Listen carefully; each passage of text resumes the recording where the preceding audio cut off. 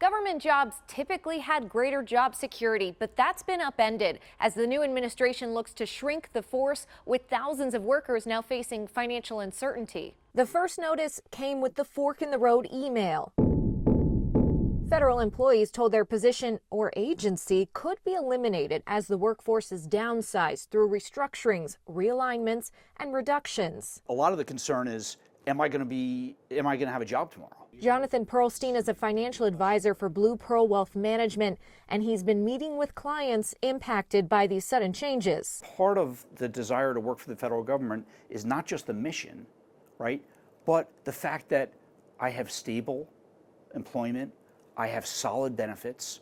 Those are attractive features. So most of these people haven't been thinking about what if. But what if has turned into when, which is why he says it's imperative to prepare or take immediate action if you've been laid off. File your unemployment claim, make sure your health insurance is going to continue, right? That is a life change. So if you have a partner or spouse that has the option for coverage, even though it's not the open enrollment period, you should be able to switch to their coverage in that situation. Then take stock of your overall financial situation. Where do I need to pull from, right? What makes sense? There's probably a smart way and a not so smart way to pull from your accounts. He says 401ks or the thrift savings plan for government employees should be your last resort. If you're under 59 and a half, you're going to have federal and state taxes. You're also going to have the 10% IRS penalty. That, when you add all those up, could be more than 40% depending on your bracket, right? And people are shocked. The other group of people that are over 59 and a half, they do not have the 10% IRS penalty, but they're still going to have federal taxes and state taxes. Plus, you lose out on compounding over time. Well, why can't I just take a loan from it? Once you separate from service, loans are no longer an option. Personal loans without secured debt and no employment could come with large interest rates. Emergency savings are the best stopgap, but if you don't have that cushion, a financial advisor can assess your situation and provide the best options.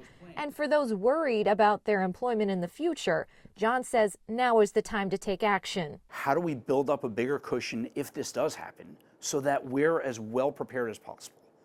Start connecting with other companies, people that you know in other industries where you could possibly land, and brush up your LinkedIn, any of your profiles, your resume. And in Maryland, it could get competitive.